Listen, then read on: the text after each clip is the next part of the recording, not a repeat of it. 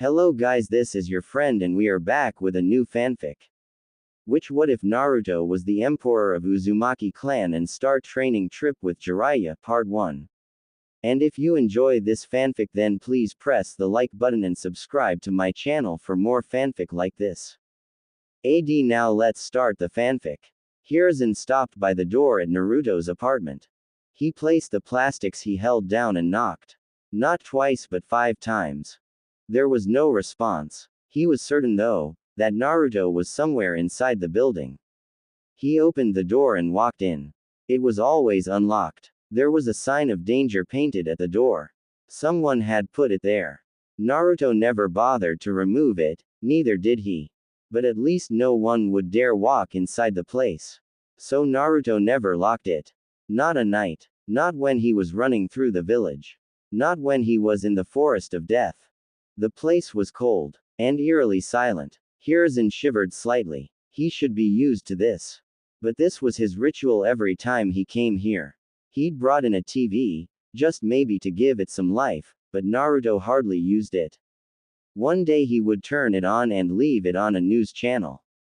When he comes back, it is going to be on the same channel, remote still where he left it. He didn't bother saying anything anymore. The Sandaime walked over to the small kitchen. The apartment wasn't the best. But it had everything. He had made sure of it. Still, this wouldn't mean much. Even if he bought a large fridge, with Naruto by himself, it would only have ramen inside. The damn villagers wouldn't sell him food. They wouldn't sell him anything. Since they couldn't touch him, they thought death by starvation was one way to go about.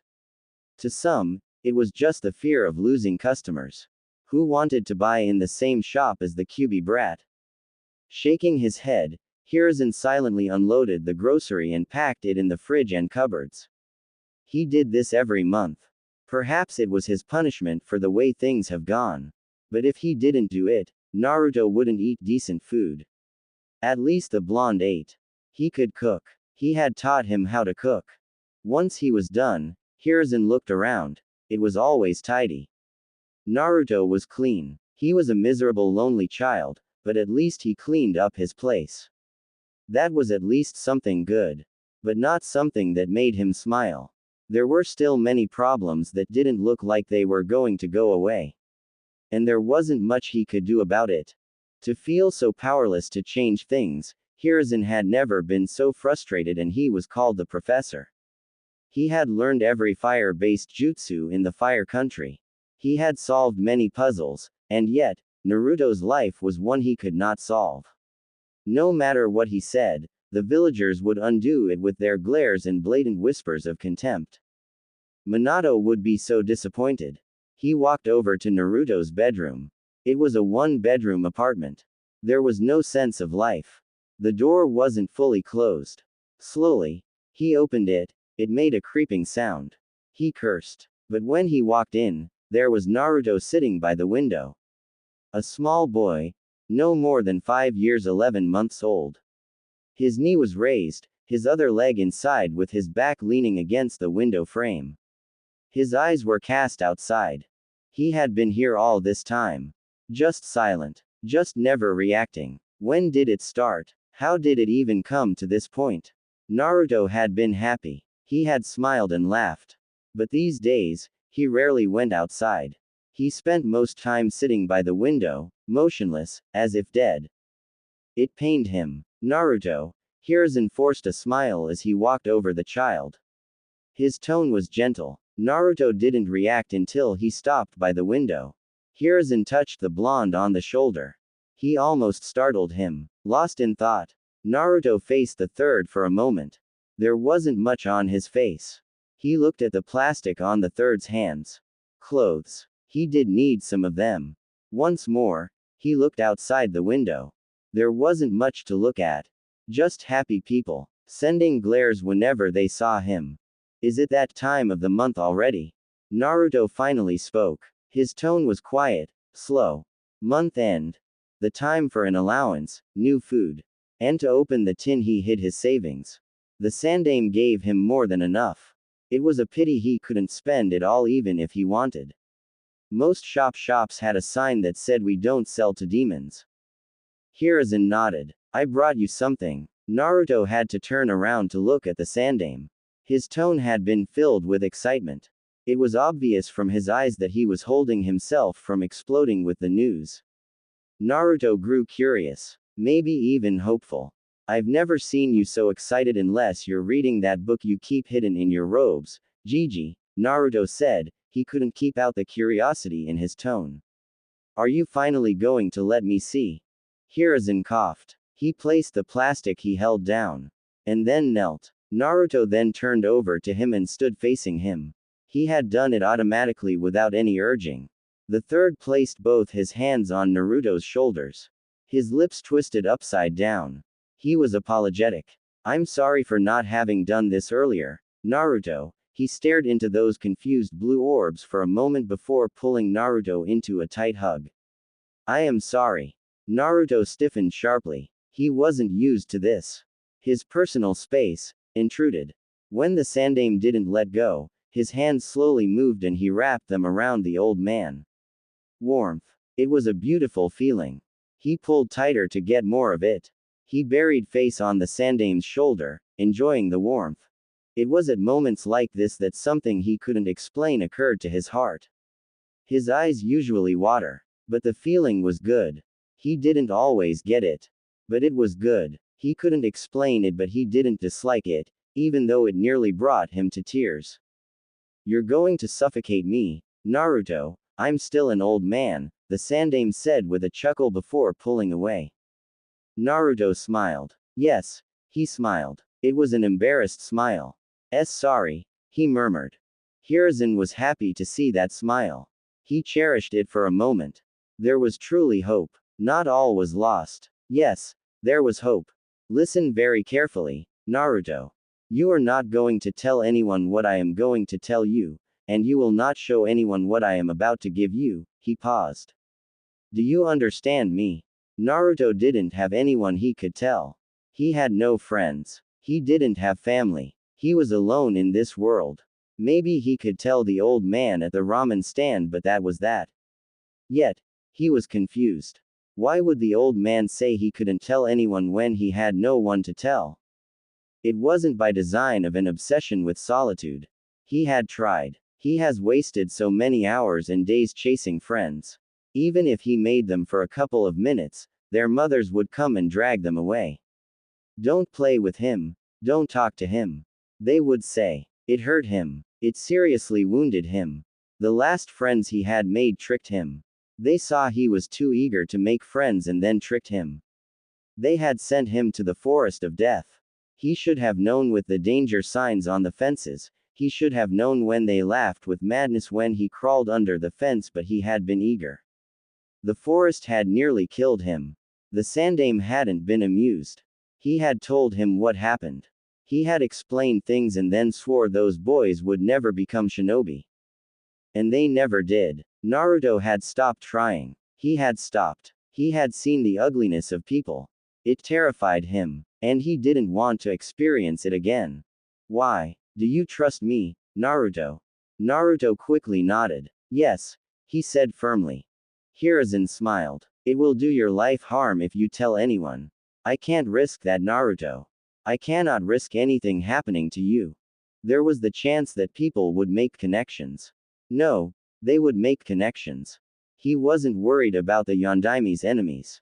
He was worried about the villagers. They could reject the truth and try to harm Naruto for claiming otherwise. It wouldn't be pretty. He took out a picture from his robes. It wasn't framed. He handed it over to Naruto, who grasped it with both his hands. He was trembling. That, Naruto, is a picture of your mother. She was carrying you when it was taken. Like I told you, she died during the Kyuubi rampage. Mother. His mother. Her hair was red. It was that crimson color. Dangerous color. He was blonde. Naruto didn't question it. For the first time in his cold, brutal life filled with loneliness and contempt, Naruto had a mother. He had a mother. He wasn't the spawn of a demon. He wasn't the Kyuubi. He was born of this woman. This beautiful woman. The picture. He held it against his raging heart and walked over to his bed. He sat down. He had a mother. Those words repeated 1,000 times inside his head. Until tears rolled over his eyes. He made sure he didn't water the picture. Naruto felt happy. He felt relieved. He felt as if something had closed in his heart. Hiruzen took out a shirt from the clothes he brought. He looked at the Uzumaki symbol for a moment before nodding his head. If it was going to bring Naruto happiness, then he would do it. He sat beside the blonde, but didn't say anything. Not until a couple of minutes passed. He didn't want to ruin the moment. Hell, and Anbu even came before him to tell him there was an urgent meeting with his advisors, but he brushed it off. It could wait. He had much more important matters to deal with. Her name was Kushina Uzumaki. The same name as his. Uzumaki. Naruto stared at his mother. But he listened to the Sandaime Hokage attentively. He didn't want to miss anything. Most of your clothes have this symbol. You can see it even in Konoha's Jonin vests at the back. This is the symbol of the Uzumaki clan. Your clan, Naruto. Your mother's clan. Before you get hopeful, there are no more Uzumakis out there. At least as far as I know. Your ancestral home, the home where your mother came from, was destroyed during the Second Shinobi World War. He went on to tell Naruto the fame of the Uzumaki clan, its history with the Senju clan. He told the blonde most things. It wasn't a happy thing since the clan was destroyed and Uzu was nothing more than just ruins. But he believed it would give Naruto a sense of belonging. No matter what people say to him, he would know he came from somewhere and his mother once belonged to a prestigious clan. Gigi, will you take me to Uzu? I want to see it.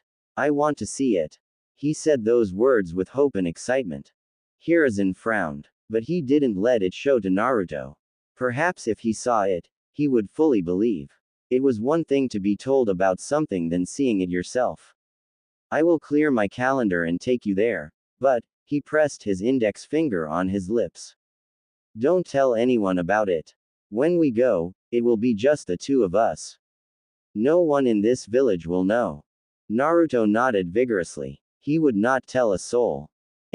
Naruto had his eyes closed, standing on a tree branch in the middle of a forest, feeling the pressure of the wind. When it came to hiding his presence, Jiraiya was a master. To suggest that the perverted geezer learned this trade in order to peep would not be far off. Jiraiya had perfected jutsus for his lustful desires. He could deprive himself of sleep trying to figure out the defenses of a hot spring that was locked away to hide from perverts such as him. He didn't open his eyes when the Sannin flashed on behind him, in midair. His right foot blasting the airwaves as it moved towards the back of his head. On his left hand, Naruto held a kunai before ducking under the fast-coming kick. The moment it went above him, his body twisted in blinding fashion while he leapt into the air, getting away from the tree branch. Jiraiya grinned as Naruto faced him. He could see the kunai on his left hand. Naruto was deadly precise with those. It was always coated with chakra. Without blinking, the blonde flung the kunai. The hand movements weren't extreme. It just seemed as if he was flicking it. But the speed in which it traveled was dangerously fast. The grin on his lips disappeared. The toad sage bent his body backwards, his head facing the heavens as the kunai blasted past him. He felt the wind brush his face as it went by. The kunai hit a tree, blasting past it. Jiraiya didn't have the time adjust his body as Naruto flashed above him, a Rasengan on the palm of his right hand. He cursed the blonde's speed. The Rasengan was slammed into his chest. When it connected, the Sannin exploded into puff of smoke. Kaden. Fire dragon's breath. Jiraiya breathed out a stream of crimson flames from his mouth. He was standing on the ground, looking up as the flames rushed up towards Naruto who still floating in midair, body positioned slightly horizontal after the momentum of his Rasengan. Looking at the incoming flames, Naruto moved his right hand across his chest.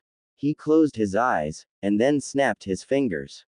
A wave of his chakra was released from these fingers. It was invisible to the eye. The wave covered a certain distance but what it did was blast the oxygen away. The effect lasted for no more than 2 seconds. The flames that had been coming towards him simply died off, just like that. It was the weakness of flames. They needed oxygen to burn. Regardless of power and speed, as long as there was no oxygen, the flames would not burn. Ah, he loved his jutsu. You're wide open, Jiraiya announced. He was on Naruto's right side, still in midair. There was no more warning when his right foot slammed onto Naruto's shoulder, sending the blonde flying away. As the force of the kick carried him, Naruto avoided wincing. Jiraiya's physical attacks carried a brutal kind of strength. He flipped several times with his senses fully functioning. As he was about to pass a tree branch, he stretched out both his hands and grabbed it.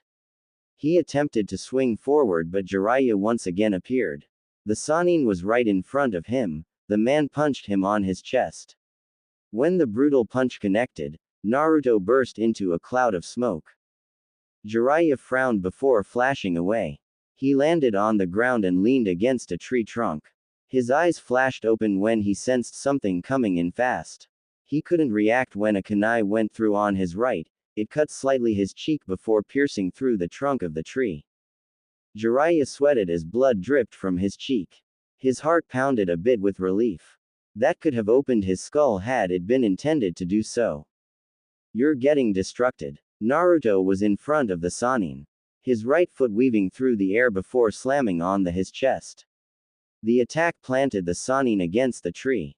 With his foot still connected with Jiraiya's chest, Naruto formed a small Rasengan in the blink of an eye. As he retreated his foot, he was driving the jutsu towards Jiraiya's chest. The Sannin dropped to the ground and Naruto's jutsu collided with the trunk of the tree, breaking it. As the tree began to fall, Jiraiya did a leg sweep, making Naruto off balance and start to fall backwards. The Sannin flashed above the blonde.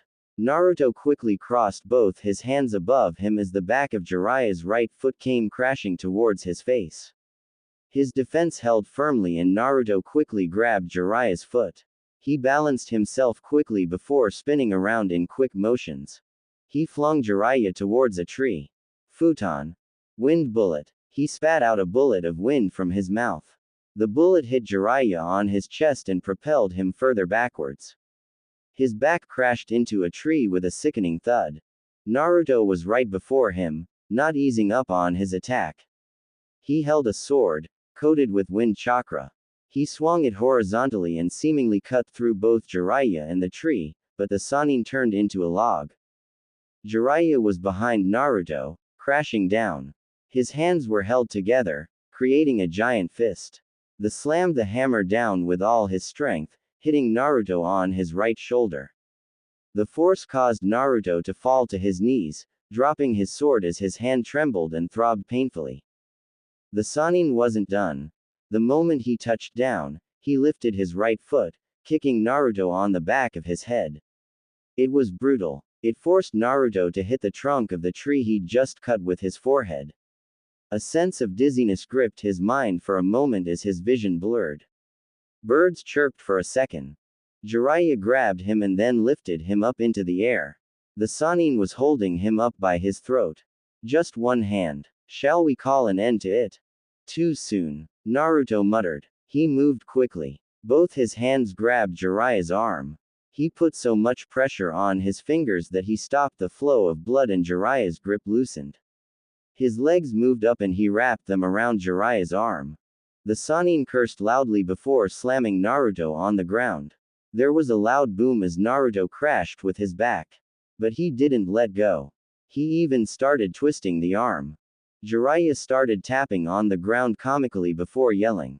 Naruto, you are going to break my hand. Do something about it. Naruto yelled back, careless of Jiraiya's pain. You shitty brat, if you break my hand, I won't be able to do research properly. That is worse than death. Naruto shrugged. It will save you from pain and women will have their dignity back.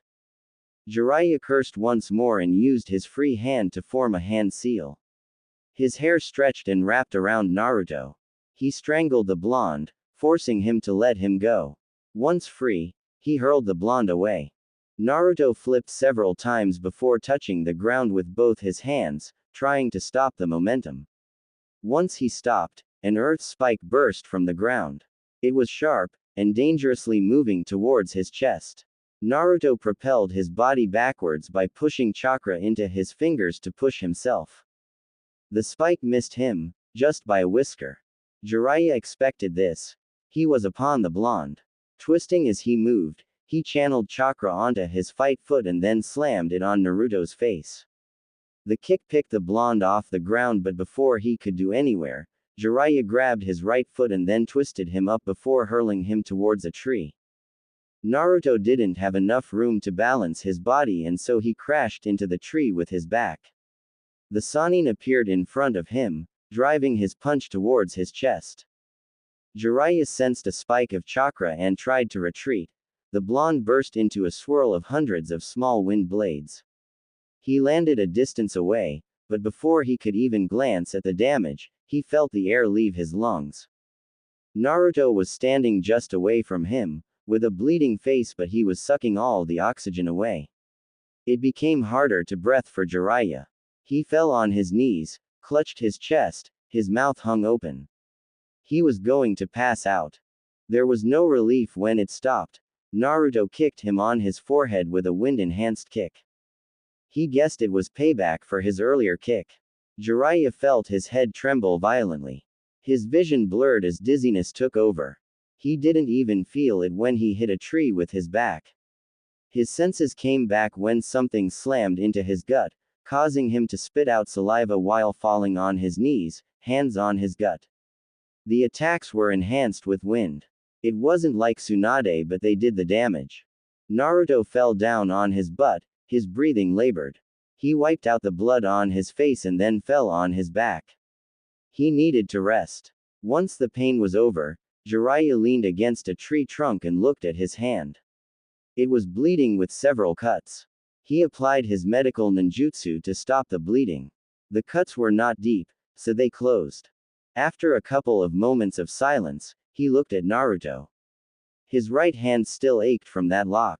The blonde was improving. He was getting better and better by each month. This training trip had been the best option for Naruto. If they hadn't done this, he wouldn't have gotten closer to his godson, he wouldn't be producing another shinobi who would surpass him.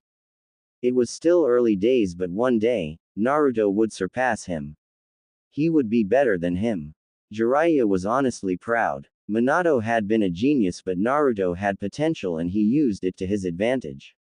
He knew his potential. The blonde was also willing to learn. "I'm no longer taking it easy on you," Jiraiya more or less grumbled. The last hits had been unpleasant. It has been quite a while since someone managed to hit him so hard. "I told you to bring your A game, even senjutsu if possible. I'd kill you with senjutsu. And I am soon going to cripple you if you're not careful," Naruto retorted. Jiraiya frowned. That was true. He couldn't deny it. It wasn't the arrogance speaking. It was a fact. Before their training ends, Naruto was most likely going to leave him bedridden for a couple of days. They did fight with the intention to kill. There was no friendly. You could break a leg. It was part of the training. Part of fighting experience. More than anyone, Jiraiya knew the experience was important for survival. Your reflexes are good and your speed has improved. But you need to stop leaving gaps between your attacks. Jiraiya lectured. You also leave yourself open each time you snap your fingers. It is only for a second. When fighting against normal shinobi, I can recover quickly. Don't take comfort in that. You will fight people even faster than me. If they are faster, they will attack on that lapse of concentration. If you cannot work around the problem, it is best you leave that jutsu for emergencies. I think that would be best, Naruto said before going silent for a moment. It requires maximum concentration and I must stop breathing monetarily. For you it might be seconds, but for me, it is like minutes. Well, we can't take away the fact that the jutsu is a work of genius. It basically makes the fire element useless against you, Jiraiya smiled. When are you going to broaden your arsenal? You can't be satisfied with just wind. That aside, wind is weak against some elements. You must always be ready to adapt to any change, and using different elements helps in this regard. I can work something out with fire. Given my extensive knowledge of the element, using fire-based jutsus for me should require minimal effort, Naruto said, getting up. I will send a letter to Tsunade for her to send us some scrolls with fire-based jutsus, he said while getting. Come on, let us go back to the town. He looked at himself and frowned. This is going to drive away customers. Don't flatter yourself. You're not pleasant to look at even when you are clean. Jiraiya glared at Naruto. Neither are you. He spat. Naruto shrugged. I have never been pleasant to look at. I have accepted that, he said indifferently. But you seem to be struggling with denial. You should sit in a dark corner and repeat after yourself, I'm not pleasant to look at, I'm not pleasant to look at. I know it will finally click in. Jiraiya didn't ease on his glare. The cold dark humor. Sometimes Jiraiya questioned Naruto's sanity. But he knew there was no harm. He was used to it. They would be laughing any moment. It has always been like this. At least he was with his godson. Who else did he have? The sandaime was gone, and that had truly shattered the blonde. The old man was everything to Naruto. And when he died, without saying a word to him, Naruto has suffered. And then there was Sasuke. The cursed Uchiha. Thinking of him made Jiraiya angry. Well, not since they left Konoha has Naruto brought up the subject. Not once, not ever. Hell, the blonde didn't even talk about Konoha. And Jiraiya didn't push. He was getting close. There was no need to venture into territories Naruto didn't want to touch. But he understood that they couldn't ignore it forever. They would have to talk about it because sooner or later, they would have to return to Konoha. You could at least try to be nice, you know. My heart isn't that strong anymore, he said with mock misery, feigning to be 100 years old. Old people are locked up in their homes, Naruto said. He sighed and stared into the heavens. What do you think is up in the sky where we cannot see, sensei? Jiraiya cast his eyes into the clear sky. He stared for a moment before shaking his head. I don't think there is anything there. I don't think there is life there. Interesting, isn't it? Naruto said. What? You say there is no life there, but up in there is where this world receives its life. If the heavens do not make clouds for rain, the trees, the animals, the grass, these things will die. The rivers will eventually run dry and people will be next. There is no life there, and yet, it is where we receive our lives. Once again, Jiraiya looked into the sky. He couldn't argue with the blonde on that note. One thing he has noted about the blonde was that he was deeply knowledgeable about many things. And he knew how to apply his knowledge. Perhaps it was the wisdom he gained from spending much time with the Sandaime Hokage. When you spend time people, something about them also rubs off you. That is nature, Jiraiya said. Naruto nodded. Yes, nature. So beautiful, calming, and yet it can be so dangerous. I like nature, he said before changing the subject. I have been curious, you have no shame, have you ever tried peeping on Tsunade? Jiraiya's body froze. Yes, it was more of a whimper than anything. He could never forget that memory. He still had those wounds from the beating she had dished on him. He fought with the crazy side of him that said it was worth it because he had nearly died that day, literally. Tsunade had pummeled him hard. She had broken so many bones, the pain. Worse, she healed him after doing it and then threatened to beat him into the brink of his life again if he tried it once more. Well, those had been younger days. He could escape now, but he wouldn't dare try it again. He had learned his lesson. Judging by that response, you must have received quite the beating. You don't know half of it, Jiraiya said with his eyes closed. He swallowed hard to banish the memory. She nearly killed me. Since then, I say anything to her but never again. Never again. But you did see, right? Naruto glanced at the Sannin. It must have been something else. She must have been a very delicate young lady when she was younger. She was, Jiraiya said. She is still beautiful, he added. Naruto didn't comment on that. He just nodded. Without much being said, the two headed back to the town. The walk was silent, both in their thoughts. Jiraiya was thinking about what they had to do next while Naruto was thinking about certain things in his life. Once they reached their motel, Jiraiya took a shower and changed his clothes. There was no need to rest for the Sannin, he was going out and likely not to return for the night. Naruto didn't question it, he knew what the Sannin was going to do. They had chosen this town because of its fun activities. There were casinos, brothels. Jiraiya's kind of hunting ground. He loved places like this.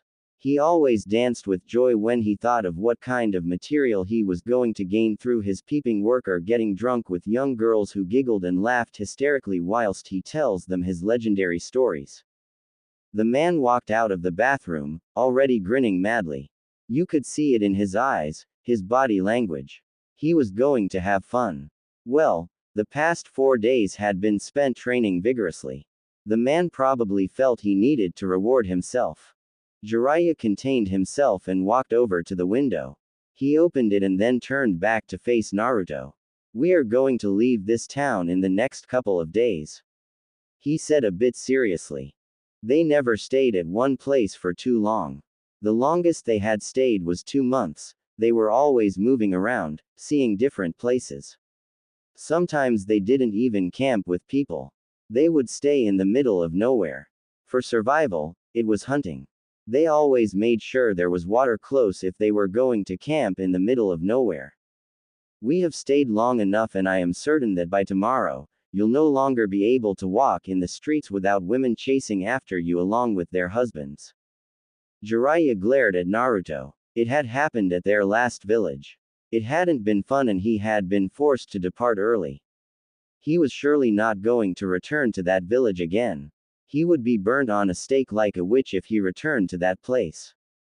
There were wanted posters of him in good spots. And whose fault was it that I was nearly killed? Naruto shrugged. You left without giving me money for food. What was I supposed to eat? You're a man, you need to make a plan and you didn't have to expose me like that. I wouldn't need to make a plan if I wasn't forced to use my money to bail us out after you lost your wallet when running away from one of your conquests. Jiraiya smiled, remembering that day. That had been truly a good day. That woman had assets as big as Tsunade's. She was just sitting there in the water, never minding her, doing things to herself. Jiraiya had never been quite pleased.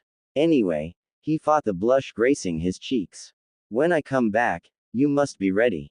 I will look for a mission you can do. This time, it will have to be difficult. Naruto sighed. So, you'll be gone for a couple of days. The Sannin nodded. He took out his wallet and stared at his money. He glanced at Naruto and then his money.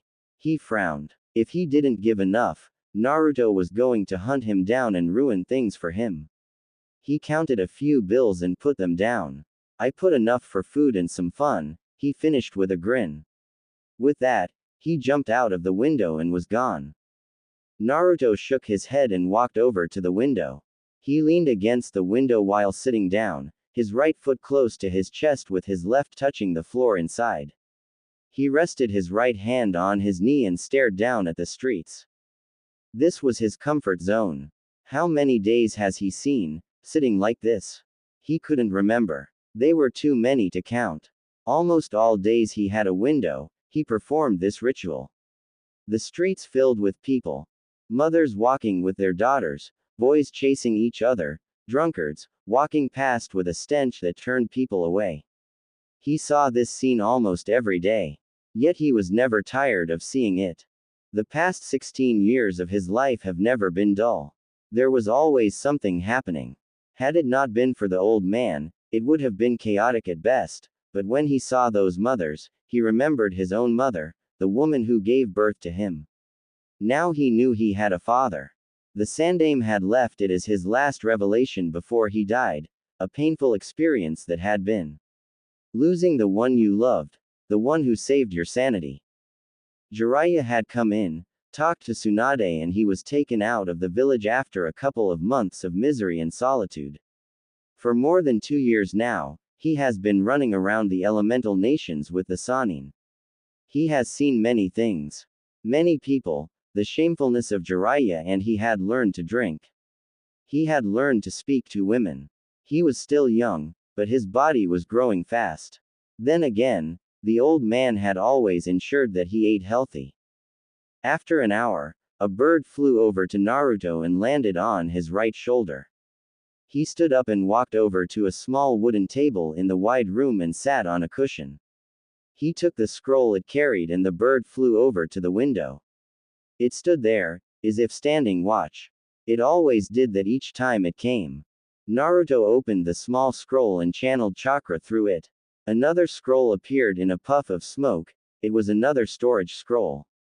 He channeled chakra on the seal and then 5 mountains of papers appeared in a puff of smoke. He blinked. Work. It always came for him wherever he was. For 5 hours straight, without a break or anything, Naruto worked through the papers. Once done, he sealed them in the scroll and snapped his fingers. The small bird flew over to the table. He wrapped the small paper on the container on its leg. Do you need something to eat? It nodded its head as if it could understand his words. Naruto smiled and stood up. He returned with a small cup of water and fresh bread. The bird ate and then drank. If you drank, I'd give you some sake as thank you. The bird seemed to shake its head as if to say, alcohol.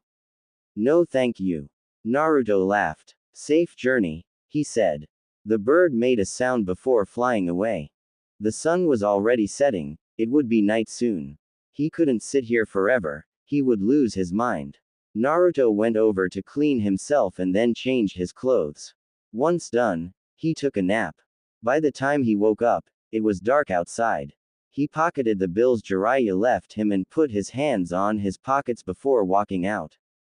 He was already familiar with the town. He knew where to go, but it usually depended on where the wind was blowing. His mind wasn't focused on the road ahead, so he only blinked when he stopped at a bar. He could hear the music blasting from inside, voices of male and females. Miserable people having fun and happy people expressing their joy. To be human, to be alive. People came here. There was a guard at the entrance. It was to guard against children walking inside. The young ones had a rebellious streak about them. They liked the joys of the adults. The forbidden ecstasy always seemed to be too attracting to humans. Naruto just still 16, still underage, but he was a shinobi. Those rules didn't apply. When the large man saw his headband, he merely grunted and opened way for him. The insides were dimly lit. The noise was too much. But those who complained about it shouldn't be here in the first place. They should be at home sleeping or reading night stories to their kids. If you couldn't handle the pressure, just stay away from it, or so a certain lady had told him. Naruto went towards the bar. He didn't sit. He looked around and saw a free table by a corner. It was dark and you couldn't see clearly. It was his perfect place. He ordered 4 bottles. Once they came, he took 2 cups and walked over to his little corner. Solitude. The alcohol. Ah, the perfect combination to drown in bitterness. Konoha. It has been 2.5 years since Naruto left the village and still, there was no mention from Jiraiya on when they would return. Her friend hadn't even been returning. He sent letters every now and then, but he never showed up. Even now, she was looking at his letter. She was going to write for him to show up before her. Tsunade missed them. She really did miss the two. They had brought her back to this village and now they were running around in the elemental nation without her, her old life. She hoped that Jiraiya wasn't teaching Naruto how to gamble. She had permitted them to go away because Naruto hadn't been the most happiest of people. He was miserable. The Sandame's death had affected him deeply, and from what she had learned was that the old man had been the only person he talked to before he made a couple of friends at the academy. It hadn't been easy, and that only happened in his last year. Jiraiya said he was fine. But she was a bit concerned. He was family in a way. He was the son of Kushina, someone who had been from her grandmother's clan and someone who was close to the old woman. She wasn't the one who was by Mito when she died, it had been Kushina, Naruto's mother. So, she did consider him family. Tsunade placed the letter on top of her desk and tapped her fingers. Something wrong, Tsunade-sama? Sakura asked quietly. The slug princess glanced at the pinkett. She had grown. Well, she had trained her well. But she was still obsessed with Sasuke. That rotten child. He had been spoiled rotten. From what she knew, Tsunade didn't understand why the villagers adored him. She didn't see why girls liked him. He had a cold personality and he was rude. Did the girls really like him like that? If someone said they had been brainwashed, Tsunade wouldn't disagree. Sakura had been willing to throw a fit if someone said bad things about her beloved. The damned Uchiha. No, Tsunade said with a shake of her head. I'm just worried about Naruto. It has been 2.5 years now and from Jiraiya's letters, they are still training. He is even requesting scrolls to continue with Naruto's training, she explained with a frown. Naruto. Her teammate. The boy she'd been cruel to in their days. At some point, even Sasuke had yelled at her and told her that she didn't understand anything. She didn't know anything. Sakura had been hurt but she hadn't understood why Sasuke gave her that reaction. Now she did. She had been cruel to him. She never acted like a teammate. There were good memories but her attitude towards Naruto bothered her these days when she looked back at it. Perhaps it was because now she understood things about him. She knew his story. She knew why he got along with Sasuke. They were both lonely people. They both didn't have anyone. And she had mocked Naruto for not having parents. Sasuke didn't have them either, but she had considered that his had died. Naruto had never known his. He was an orphan but she never considered Sasuke as an orphan, but he was in the same boat as Naruto. How is he? Sakura asked carefully. Jiraiya never explains in detail but he is fine, Tsunade said a bit bitterly. Sakura was surprised at the realization. So he has never sent you a letter? Tsunade nodded. No, not even one, not since he left. I have only been hearing from Jiraiya. If this continues, I will order them to come back, she said firmly. She didn't say anything as Shizune walked into the office, holding more stacks of papers. She frowned. Why do you have to bring that load now? I just finished another one. It is going to pile up if I leave it, Shizune said calmly. There is also this, she said handing a report to Tsunade. The Godime looked at the report for a moment before frowning. Troubling news. She didn't need it now. She closed it and put it on the drawer on her desk. She handled the letter from Jiraiya to Shizune. Please make sure you get everything in the list, I need to send them to Jiraiya. Shizune looked at the list. She left quietly without saying another word to Tsunade. Once Shizune was gone, Sakura took the opportunity to ask. Anything on Sasuke? She asked hopefully. Her eyes widened, she didn't want to miss anything on Tsunade's face. Tsunade shook her head. Still nothing. Well, he is with Orochimaru, he is rather difficult to track down, she frowned. But we must find him. The time is coming for Orochimaru to change bodies and if we don't act, he might take Sasuke's body. That will be over for the Uchiha. Sasuke-kun won't let that happen. Sakura said firmly. When Tsunade merely stared at her, she sunk down a bit and became nervous, and worried. Do you think he will? That is the only reason Orochimaru gave him the cursed seal, Tsunade said. That aside, Naruto did say Sasuke said he was going to sell his soul to the devil to get the power to kill his brother. If it means giving his body to Orochimaru to kill Itachi, then he might do it. I wouldn't even be surprised if Orochimaru manages to twist Sasuke into allowing him to get his revenge for him. For a moment, Sakura's body froze. If that happened, she would never see her beloved. He would become Orochimaru. They really had to find him. If Tsunade wasn't winning, she would look herself. Can't you ask Jiraiya-sama to do something? I didn't want to burden him but it looks like I don't have a choice. Tsunade said. 4 days after Jiraiya left Naruto. It was in the afternoon when Jiraiya returned. He found Naruto sitting motionlessly by the window. Perhaps it was something they had in common, but he never sat there like he was dead. Naruto never even used the window like the door. Never ever. Jiraiya had never seen it. Even when he was sitting there and had to go out, he would out through the door. It was strange, but Jiraiya never questioned. That took you long enough, Naruto said without turning to face the Sannin. I'd stepped out of the town to receive some information. Jiraiya said as he sat down next to Naruto. He had his back leaning against the wall, the blonde on his left side. You know my network is very busy. I know, you sometimes leave for a month chasing shadows, Naruto responded. He glanced down at the Sannin for a moment. What did you discover this time? Jiraiya realized, there was no hint of curiosity. Naruto was rather good at it. He was never too eager to learn anything. Even when he was asking things considered secrets, he never showed you how interested he was. Sometimes it made it difficult to tell if he was serious or not. Jiraiya had learned to just share or say he didn't have to know. If Naruto was asking, he wanted to know.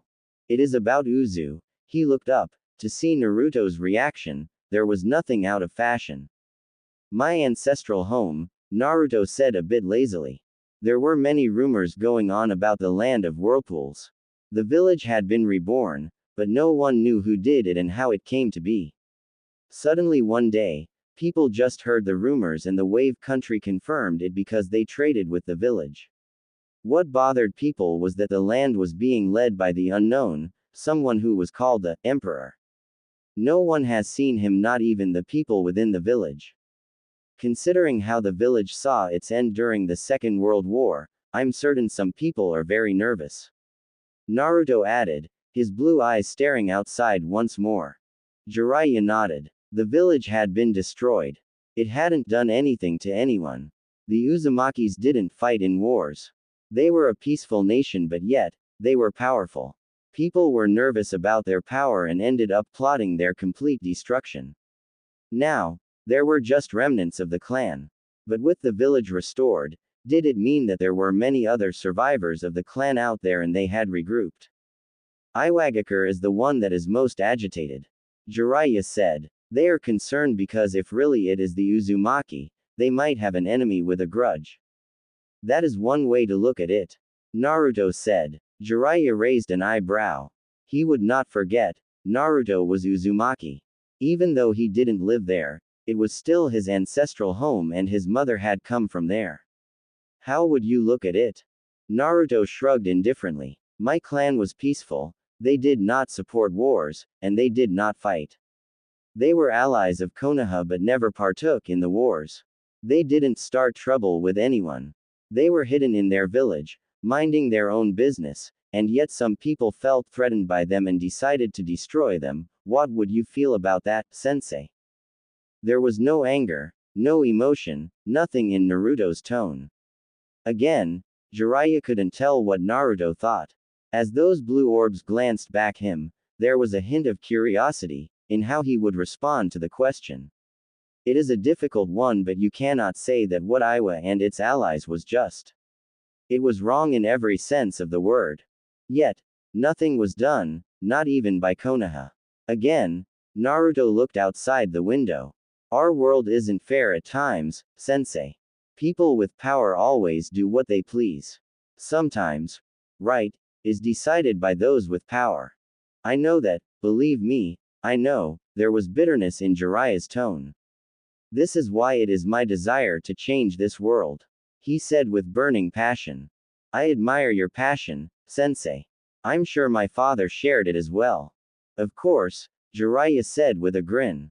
It is why he named you after the hero of my first book after all. Ah, yes, that book. You said my father liked it. I think I like it as well, perhaps for different reasons, but Naruto wouldn't say. What would you have done in that situation, sensei? In a world you desire, would you have allowed Iwa and its allies to get away with what they did? Their action was nothing but a slaughter of innocents. I say this not because it is my clan, but looking at it as someone who has listened to your desires. Jiraiya thought for a couple of moments before shaking his head. I don't know, Naruto. Iwa would say they were justified and they wouldn't back down. Anything more forceful would result in bloodshed. He said. But if you have listened me too, you will know that I still don't have answers. Naruto nodded. Which is indeed a pity, the blonde said. What of Kiri? They are the ones should be most worried. Kiri is a bit far and we don't generally go there. It was locked up in a civil war. But I heard that the war was over and that a new cage has been named. I'll go there sometime. Jiraiya said. Naruto didn't say anything else on the subject, he just nodded and asked. What is new in the information you received? Nothing much, there are still many things we don't know. Getting inside is near impossible. I'd have to go there myself. But since it is something that will require time, I can't do it now. I would have to be away from you for a long time, and there are dangerous spies get killed there, Jiraiya explained lightly. I want to focus on our training now. But I am checking Iwa's movements. What are they doing? Nothing as things stand, but they are watching. I wouldn't bet against them preparing naval forces to prepare for an invasion if they feel they might be attacked. Kill them first before they kill you, Naruto said. It was the cold truth. Jiraiya could only grunt in response. What would you do if it came to that? Naruto took his time before responding. I don't know, he said. You said we'd do a mission when we leave. The Sannin nodded. Are you ready? He asked. But let me correct you, I never said, we. Naruto looked at the Sannin curiously. Why don't I like the sound of that? Jiraiya smiled. There is nothing to worry about. Otogakur. Kukukukukukuku. Orochimaru laughed with throbbing joy, seeing Sasuke fight. He was sitting on his throne. The Uchiha was excelling and moving faster than he had anticipated. He had been right after all and the Uchiha was a good candidate. But then again, he was never wrong, was he? He was usually right because he made calculated moves. Kimimaro had turned out a failure because of his illness, but Sasuke was perfect. The Sharingan would finally be within his grasp and he would make sure that the body would last him. It was a pity he could not sit Sasuke on a chair, strap him up and then begin to bisect him to an up close to what actually happened inside the Uchiha's body. Well, he just had to be patient.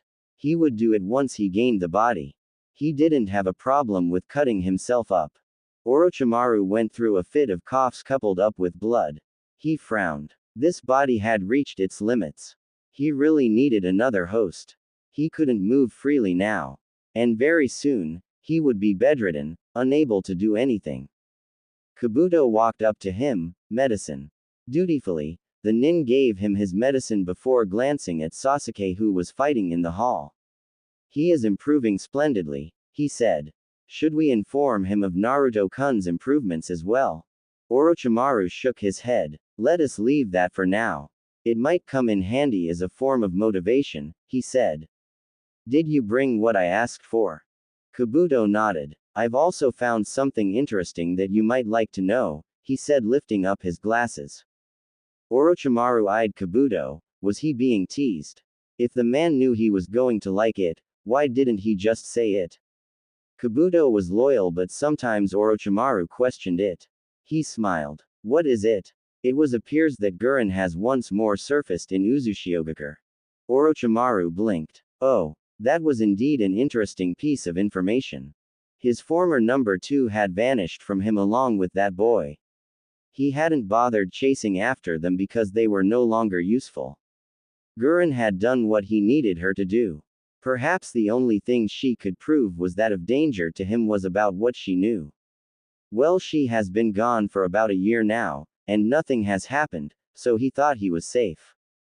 That aside, he hadn't thought she had gone to join another village. Well, that could be troublesome since we don't know anything about the village, Orochimaru finally said after weighing up his thoughts. Have you sent someone? Yes, but they didn't come back. Well, it is interesting, Orochimaru. I could go myself, but at this point, I need to be by your side. A bitter reminder that he did need Kabuto at this moment. His movements were limited and very soon, he wasn't going to be able to do any by himself. The medicine wasn't for anything but pain. He couldn't stop the rot. So long as his soul remained here, the body would continue to break apart and he would experience the pain. Why didn't Kabuto just leave him? He shook his head. He needn't think about such things. There is something I have prepared, but I'd rather not use it unless there is no other choice. I am not going to be like this forever anyway, but if Gurren was here, I'd take her body and continue to nurture Sasuke-kun until he is ripe for the taking, the Sannin said. Call him. Kabuto nodded and called Sasuke. The stoic-looking Uchiha walked up to the two, his fully matured Sharingan glaring at the pathetic-looking Sannin with so much coldness that it filled Orochimaru with joy. What? I have a mission for you. I'm finally leaving this cage, Sasuke said as he accepted a scroll from Kabuto. Everything is in there, Orochimaru said. It is merely a test of your strength. I want to see if you can succeed smoothly before changing tactics for your training. River Country. Naruto sitting under a tree in a meditative position with his eyes firmly fixed on Jiraiya. The Sannin was sitting there with him. Plans were drawn on the ground. Naruto had already surveyed everything while Jiraiya watched. The Sannin hadn't commented and said he would not comment. Even if Naruto was making a mistake in something, he would not say anything, not until the mission was over. The Sannin had said he had to make sure no innocent person died, and if it happened, he would have to live with it because that was what happened. The village close to them was being occupied by criminals, scums who were here for the loot. The village of Takumi has sent for help and they had to remove the scums. Naruto had to do everything by himself. There were 30 enemies, but they were mostly just bandits. 10 were shinobi but nothing strong that would cause him trouble. The danger here was that he had to make sure that they didn't kill the village people. If he made the wrong move, they would kill them and the mission would be a failure. The leaders of the group were all located in a small bar having a meeting. This was a perfect opportunity to strike, when all leaders were at one place. 7 were doing patrols around the village. He could easily handle those with his clones and silently as well. 5 were guarding the daughter of the village leader who they were demanding a ransom for. These people were in different locations and he had to strike quickly. The rest of the villagers were in their homes. They were told not to make moves. For some reason, Jiraiya had leaked that Takumi had hired shinobi and he had to deal with people who were aware that an enemy was coming. Remember Naruto, if you just leave this people, they are going to harm more people. If there was a mass jail for criminals, we'd capture them and send them there, but we don't have that. Killing is part of the job. Don't make it feel natural for you. It's not natural. Life is precious, but as shinobi, we cannot avoid it. You don't always have to kill. You have to determine what is safer. Naruto had shed blood before. It had been horrible. He hadn't meant to do it. The man was a bandit and Naruto had put too much strength on his hands, he had ended up snapping his neck. That sickening crack when the head twisted, those eyes rolling with life disappearing, they had haunted him, but Jiraiya had been there. Jiraiya was taking him through this, just to prepare him, just to make sure that he would not freeze and risk the lives of innocent people locked up in their homes. At any moment now, these people were going to round up the villagers and use them as shields to deter shinobi from attacking. This was why Naruto had to move now. I know, Sensei, Naruto said. Wish me luck. Just use your head. This isn't a battle that can be won because of physical prowess. You might have the power and still lose. Just know that you sometimes have to put aside all that power and use a kunai to get the job done. Naruto nodded. He stood up. 2 minutes. He said. A minute is more than enough for you. Jiraiya said. You have your shadow clones to help you. Since the enemy is weak, that is more than enough. But 2 minutes it is. Naruto stood up and jumped onto a tree. He would have preferred to just walk into the small village and crush the enemy, but he had to be subtle about things. There were not more than 15 houses here. It was a mining village. But the gold had run out. The bandits didn't know. Imagine their disappointment when they found out. Kage Bunshin no Jutsu. Naruto created 7 clones to deal with the bandits standing guard.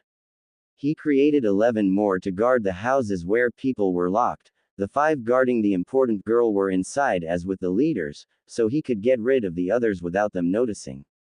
Once his clones dispelled after completing their duties, Naruto ran. His movements were as smooth as a gentle breeze. He didn't make a sound as he danced through the rooftops before suddenly landing behind a group of 4 bandits. Hey WH. He didn't allow them to say anything. He moved in the blink of an eye, jumping over the man. As he was doing so, 3 kunais were fling in 3 different directions. The kunais hit straight on the foreheads of their targets. They pierced through. He landed on the man's shoulders, and placed his hand over the man's mouth to stop him from screaming.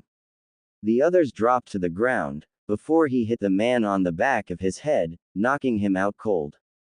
The villagers would deal with him. Naruto left a clone to tie him up before disappearing along with small gusts of wind. The house he appeared in was a double-story house. His target was upstairs with her 5 guards.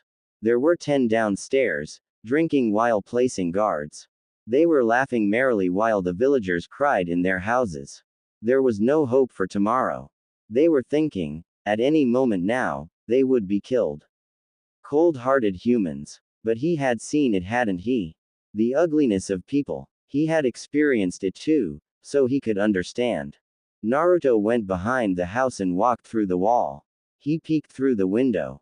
The girl looked fine. She was small, crawled up in a corner, trembling in fear, tears in her eyes. People were truly ugly, weren't they? A little girl, an innocent child, and you did that to her. He had been innocent too. A child, younger than she was, and ugly people had tormented him. He needed to get in silently, and time was ticking away. He held a single hand sign and used Shunshin to appear in the room. 5 kunais were in his hands. He twisted speedily and threw them all, each hitting its target. The bandits didn't see a damn thing. They fell lifelessly on the floor. Naruto walked over to the girl and knelt down. He gave her a warm smile and whispered something to her ear. He noticed she tensed. She was afraid. He created a clone which picked her up and left by the window. Naruto stood up. He was done with this part. He took out a smoke bomb and went downstairs. He threw the ball on the round table the 10 were gathered around.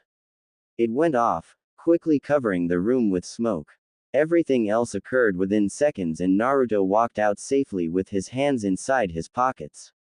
He could consider his mission done and dusted. He just had to interrupt a meeting, and with everyone else gone, he didn't have to worry about the safety of the civilians, but the clones would still keep watch of everything. Naruto had manners, unlike a certain pervert. So he actually knocked when he arrived at the door where the leaders of the bandits were gathered. He knocked gently a couple of times before a large man walked up. He dwarfed his frame by sizable proportions. Even a Chunin would be afraid to face such a man whose face was a field of scars. What? The man demanded, glaring at Naruto. He then noticed the headband. They sent a brat. A brat? He looked insulted for a moment. Naruto didn't say anything. His response was to punch the man on his face. Despite his size, the man was sent flying back inside the room. He crashed loudly onto a wall, face bleeding, teeth falling out. He cursed loudly as he staggered to get up to his feet. Naruto stepped into the room. They were all large, ugly men. They were the kind of perverts of liked little girls. Pedophiles. He counted them calmly before greeting them. They were not even the least surprised or alarmed. As large as the man he had punched, he was simply a doorman. Konoha Shinobi. One of the men frowned, looking at the forehead protector Naruto wore. Is it true, I've head even though young, Leaf's shinobi are strong? One asked quietly.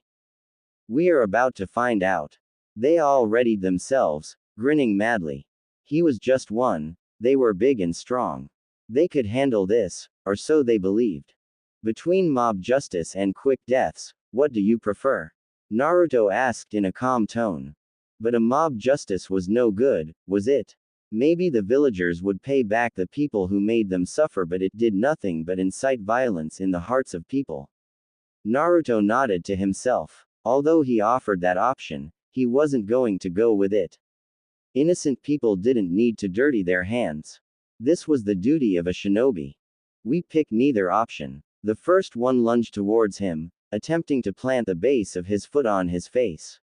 Naruto sidestepped the large foot and raised his right hand, channeling chakra through it.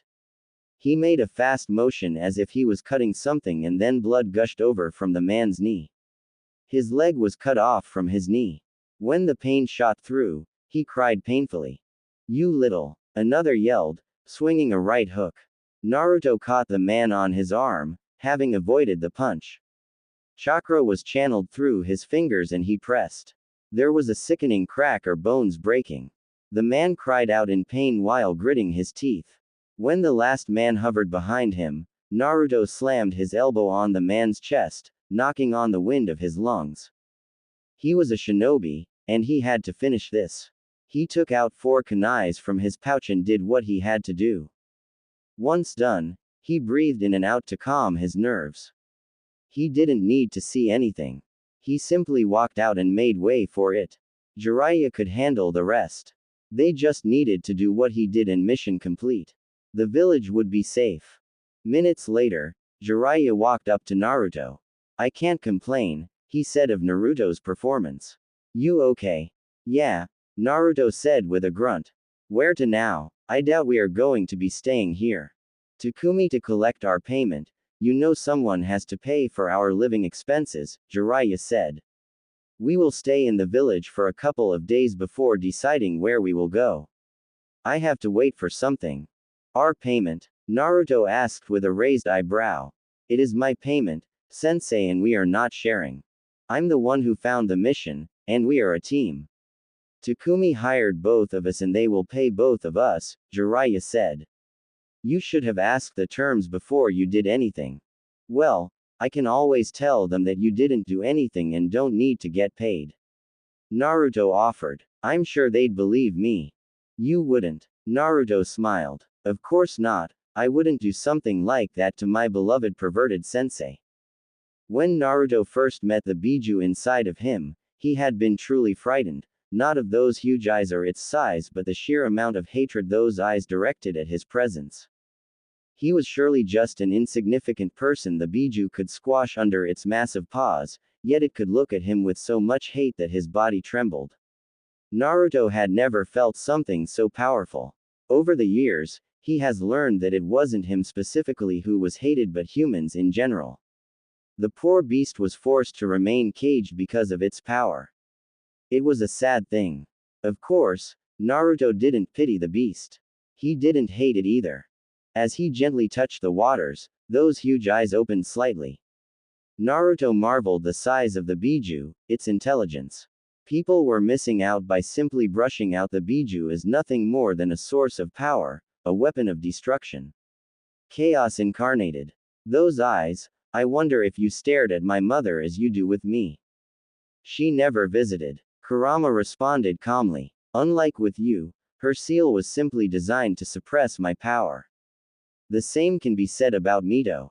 So they all never used your power but just kept you at bay.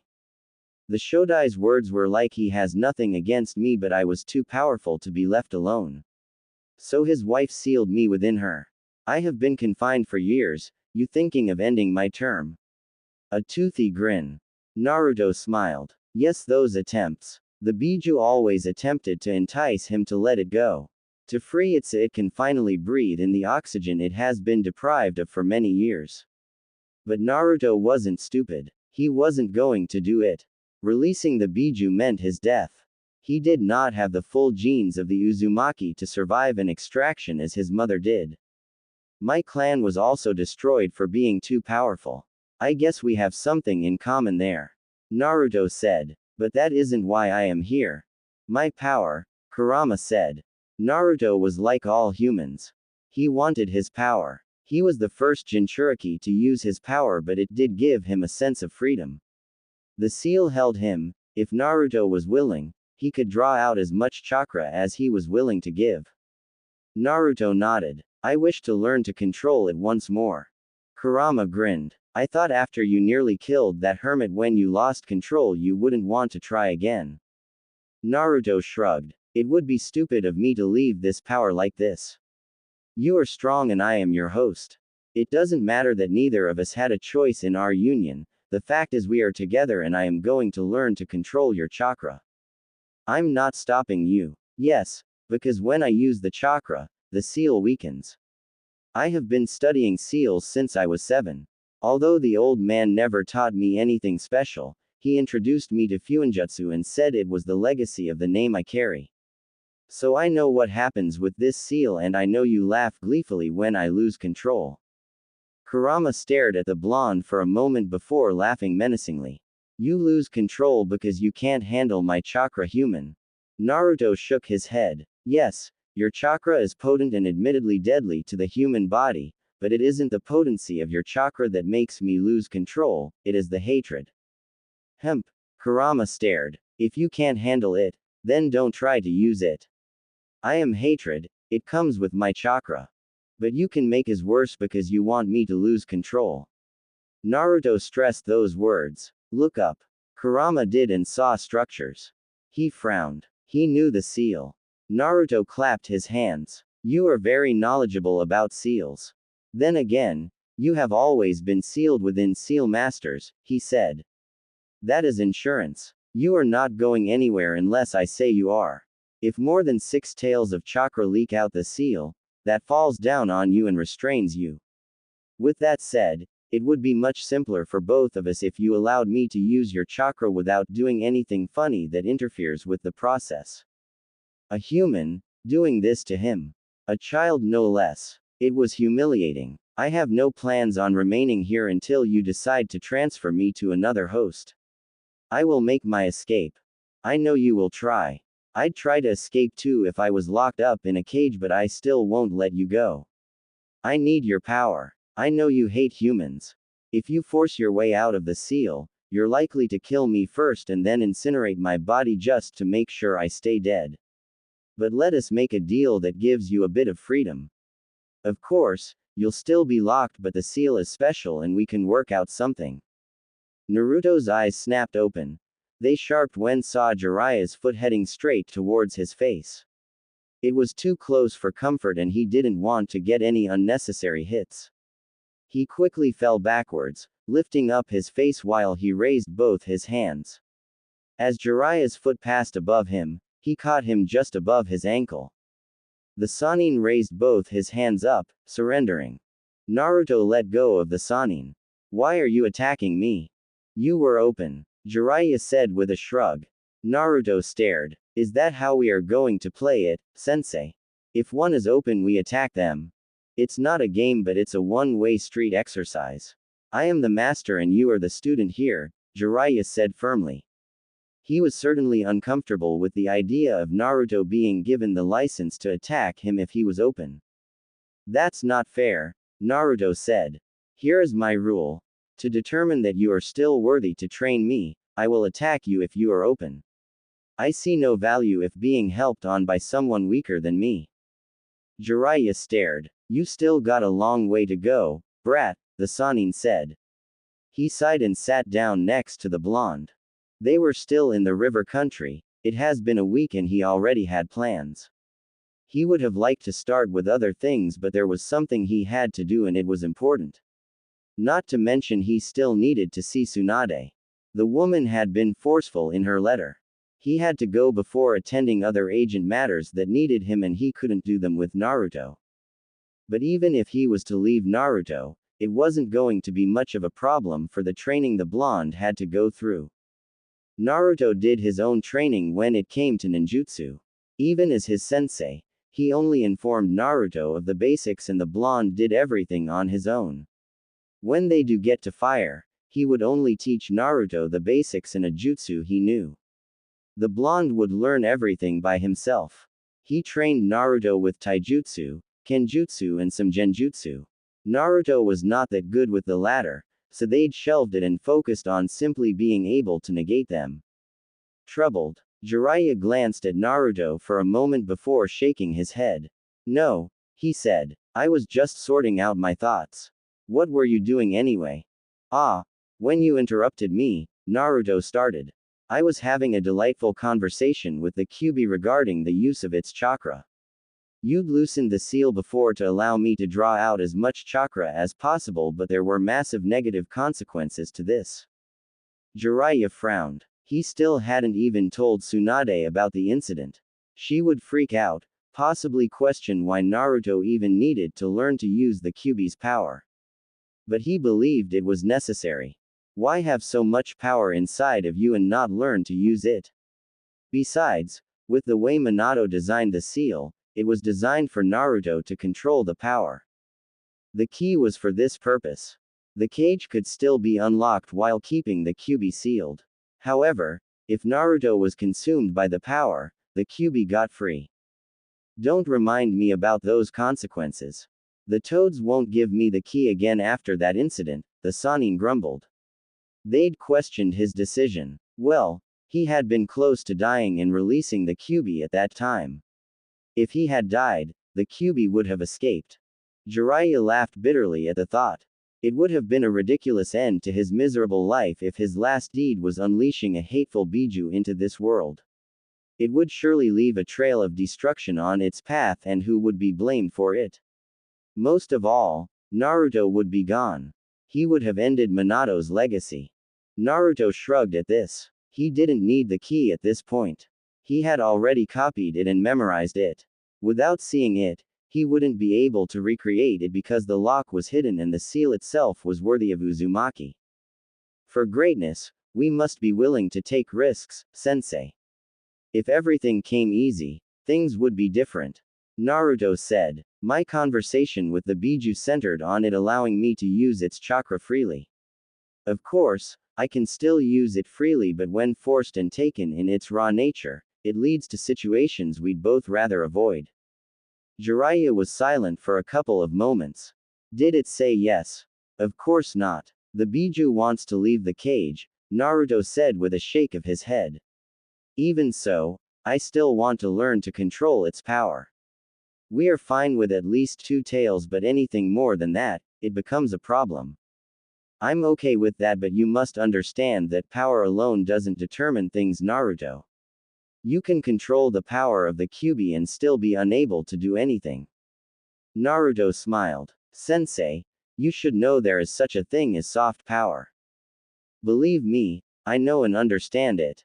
Orochimaru doesn't use his physical prowess to entice his mad followers, he speaks to them, a language they can understand. That is politics. But the power of words cannot be underestimated. You can change things with words. You can influence how people look at things with your words. But as shinobi, there comes a time when words cannot save your life or protect what you value. That is where this power comes into play, don't you think so, sensei? Jiraiya nodded. Sometimes Naruto spoke volumes. Sometimes he spoke like someone who was much older. But he was just a brat. And of course, these were just moments. That is correct. I see sensei taught you valuable lessons in life. It was necessary, Naruto said with his eyes closed. The villagers glared at me with contempt, they said things in whispers and it crushed me. There were no jutsus there and yet my life could have been destroyed. That is just one practical example of how words can change things. The bitter days that he hadn't seen much of, Jiraiya cursed his cowardice. Had he been a little courageous, he would have bothered trying with Naruto, but he did not. Even when he came, he watched from afar. His sensei had asked him, "When are going to introduce yourself to Naruto?"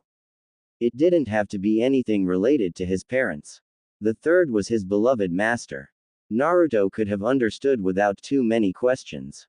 But he hadn't. He had said he couldn't do anything good. Sensei was really good to you, huh? There was sadness in his eyes.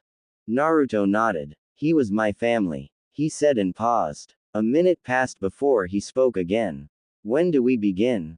Jiraiya gathered his thoughts for a moment. He gave Naruto a scroll and explained. This contains what you need in order to learn how to convert your chakra into fire before learning to use fire-based jutsus. Like what you did when you learned to bend wind. Naruto shook his head. He returned the scroll back to Sanin. I know how to that. Jiraiya blinked. When did you learn? You have never even tried using fire-based jutsus when sparring with me. You always use wind. About a year ago, Naruto said with a shrug. I have been putting focus on learning to use wind chakra and controlling the air around me. This requires maximum focus. I couldn't allow myself to be preoccupied with something else. More than a year and he never said a word. Not a damn word. But then again, given that shrug, it was apparent that he didn't take it as something serious.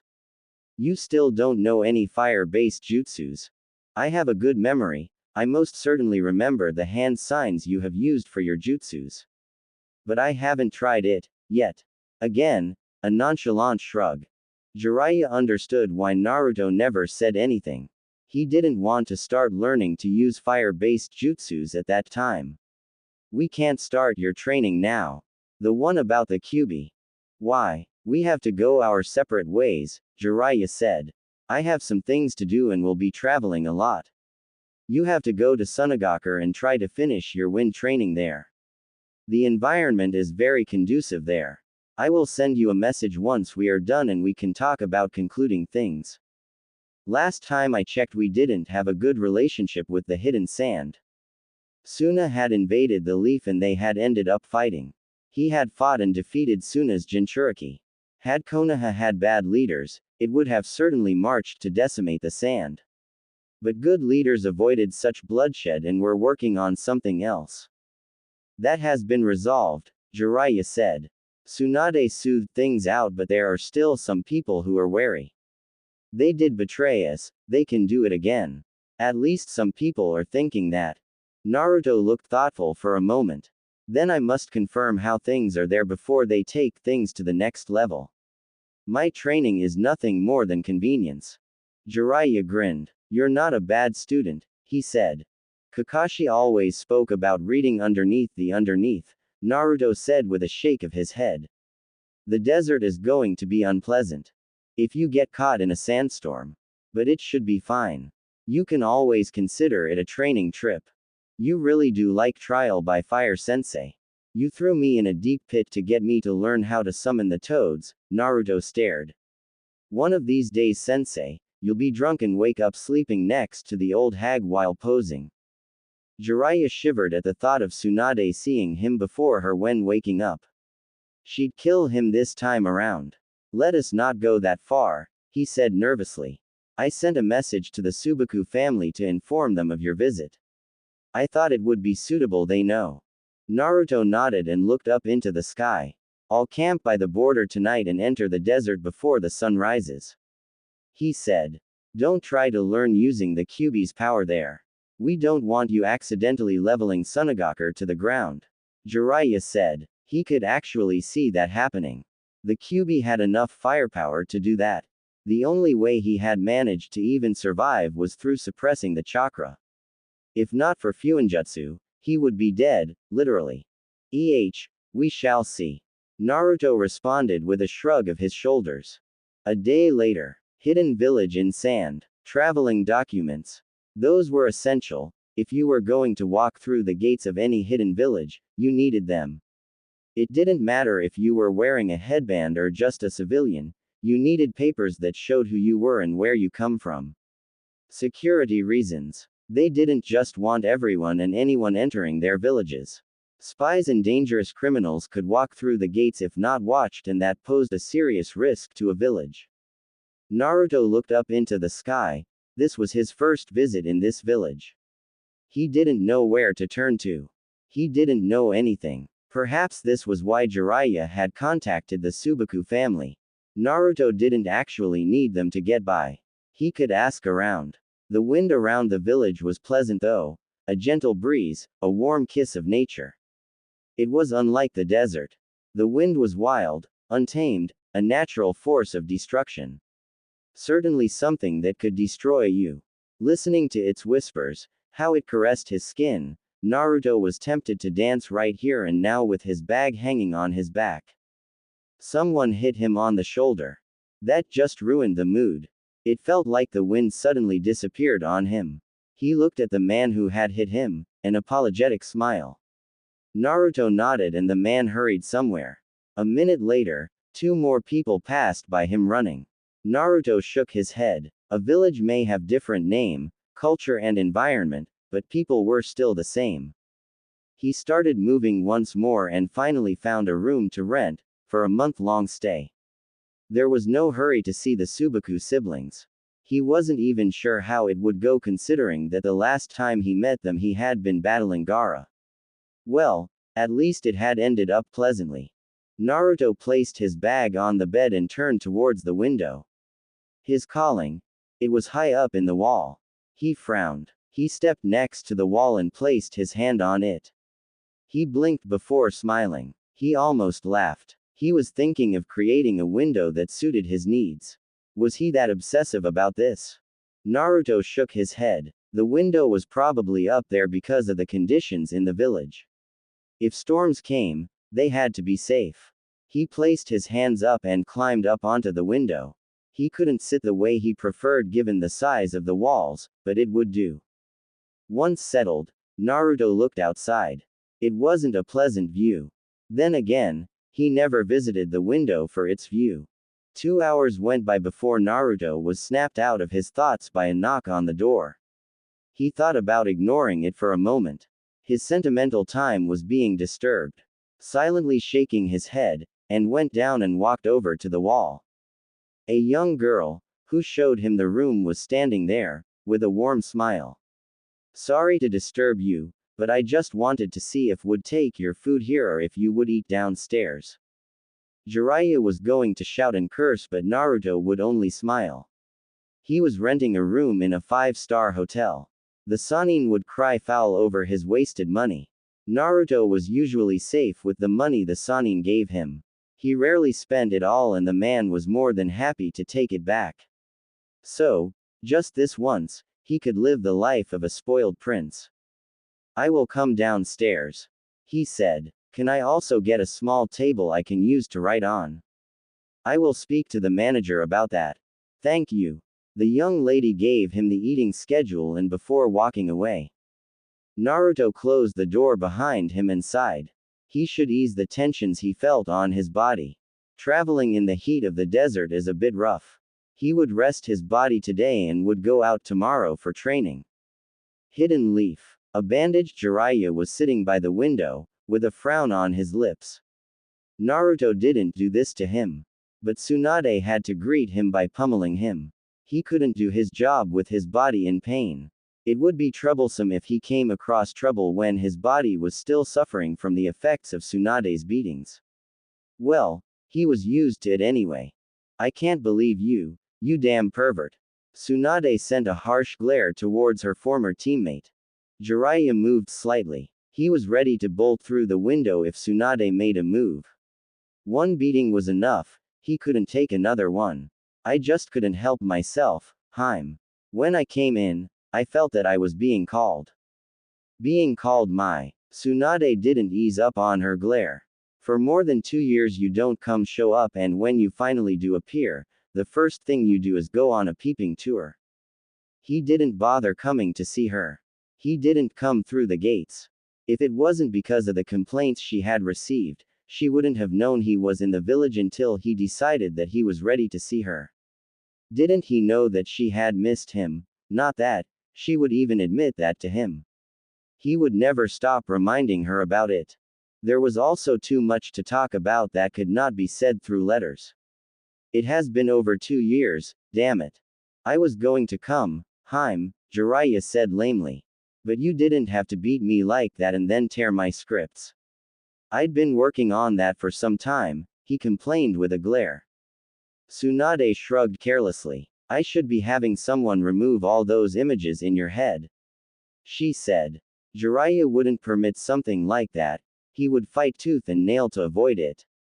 Naruto let him do his research peacefully as long as he took care of everything that the blonde needed. Sneaking in was a good idea though. He was already banned in most places. He just wished Tsunade wouldn't have her Anbu try to monitor him while in the village. They were not a problem, but it would just create an unnecessary problem for him. Anyway, Tsunade turned serious. What did Naruto say when you said you were going to come here? For a moment, Jiraiya thought of lying, but he chose not to do so. He wouldn't do that to Tsunade. Nothing, he said. Tsunade was silent for a few moments. At this point, it was getting dangerous, but she didn't want to get suspicious or cast doubts around Naruto. But he could not mope around forever. Or maybe he wasn't moping around but just had nothing to say. He hasn't had very good memories in Konoha. They certainly didn't give him anything. As far as she knew, the only good thing that had occurred for him in this village was when they cheered for him after he won his match at the Chunin exams. But that was the only thing. All other memories were bad, and the Sandame's former advisors seemed particularly worried about this. Then again, they dined with Danzo. There was always an ulterior motive. But they kept disturbing her about Naruto's return to the Leaf. She certainly didn't want him to spend more years in the wilderness. She was sure he would be here when needed, but the Leaf didn't need another Jiraiya. I was thinking that perhaps he would have said something, Tsunade said in a measured tone. He doesn't talk much about anything personal. We get along just fine, and I think he is fine, but we do need to start talking about these issues. Then again, it seems that unless I bring up something, we won't talk about it unless it has something to do with training. But he does talk when the subjects come up. Jiraiya nodded his head. He isn't a silent person when you are talking to him, but he can be very silent. He does this thing where he can sit motionlessly for hours like he is a statue. There was a bit of indifference about the way Jiraiya said those words. He even shrugged in the end. Why don't you sound concerned about it? It isn't a problem, he said. I think it is done out of habit. Tsunade was silent for a couple of moments. She couldn't get any reports the Anbu made on their observations of Naruto. There was a register that said someone was observing him, but there were no records of it. Not in this office, not in the Sarutobi compound, not in Anbu HQ, and she didn't know who was doing it. Well, she had succeeded her sensei. If it was something dangerous, he would have made sure to keep it for himself only. The training is going fine. I assume you don't really give a clear picture in your reports. Everything is going fine. If we end up taking more time, I will talk to the toads about teaching him senjutsu. But I will see what happens in the coming months. Forget senjutsu. Why are you talking like you are going to spend more time away from the village, Jiraiya? You have to start talking about coming back now. There is a limit to how much I can tolerate this. I will talk to Naruto about it, but I did mention that we would have to talk about concluding things, the Sannin said. Tsunade stared at the man. He didn't sound concerned, and he wasn't saying they would come back. You're not concerned, are you? You are happy you are spending time with your godson and are able to do some good for your past failures. Jiraiya smiled bitterly. That might be true. It may be selfish on my part, but I am doing something good here. Naruto is learning and he will become a great asset to Konoha. It isn't like there is anything that really needs him here, so he can afford to focus on his training, Jiraiya responded in a tone filled with regrets. I will talk to him about it.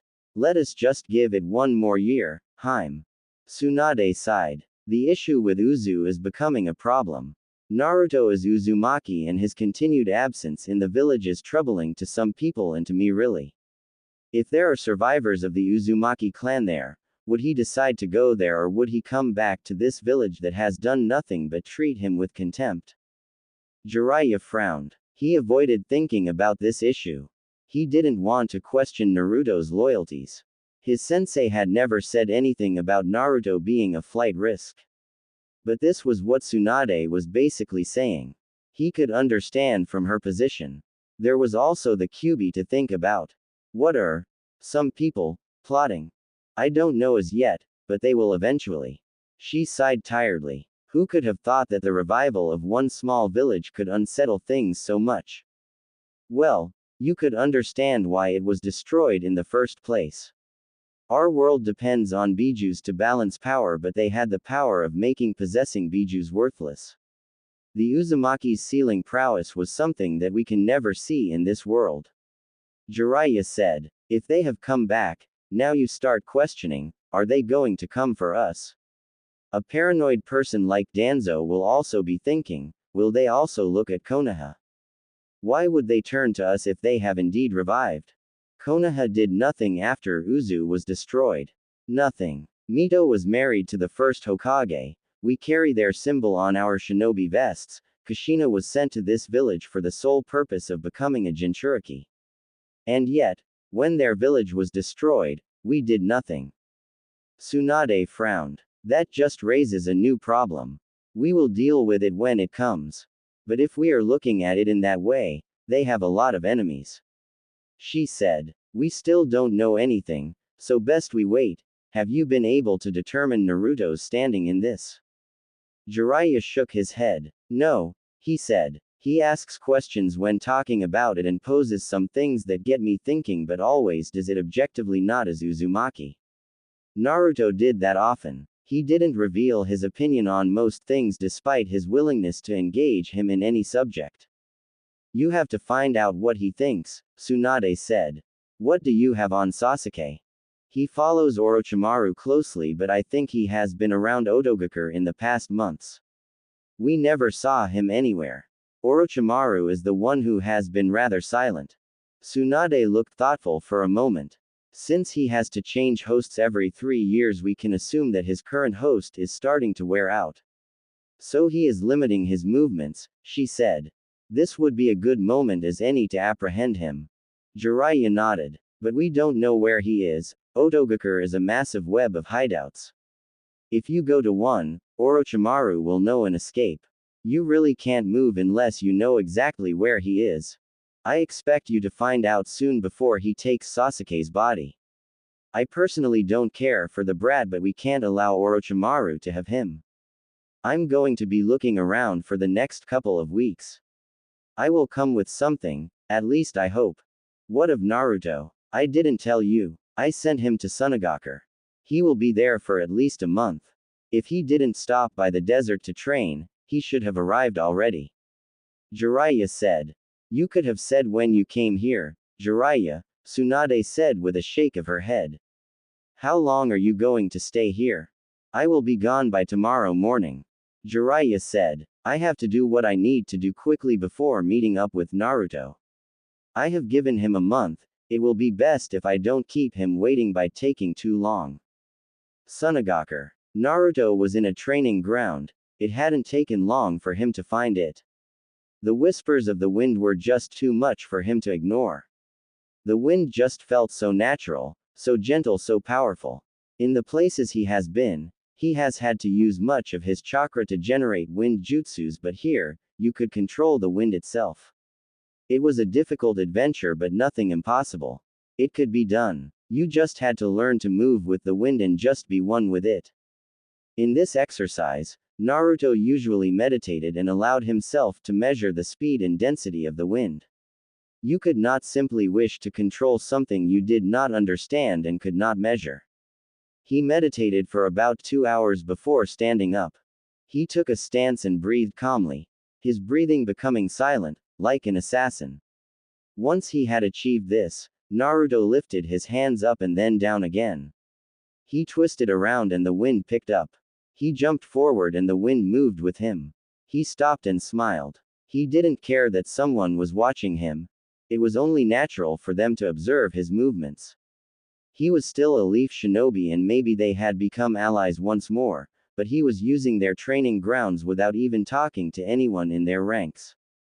And by now, they probably knew that he was a Jinchuriki of the Kyuubi. If they were willing to let their Jinchuriki run loose in Konoha, they'd think the Leaf would do the same. Naruto shook his head. Wasn't it something that such thoughts hadn't disturbed his breathing?